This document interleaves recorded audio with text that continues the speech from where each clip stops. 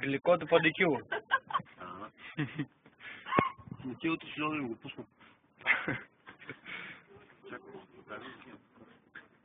Να το, ήρθε βάζει κουλούρια. Ω Παναγία. Εδώ στη Βουλγαρία έχει τα γλυκά του ποντικού, όχι του κουταλιού. Πόσα ωραίο ποντικάκι.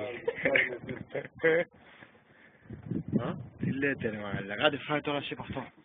Μου σπουδάζει να ευθύνω.